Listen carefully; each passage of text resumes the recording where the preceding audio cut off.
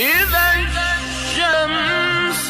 كورت وإذا النجوم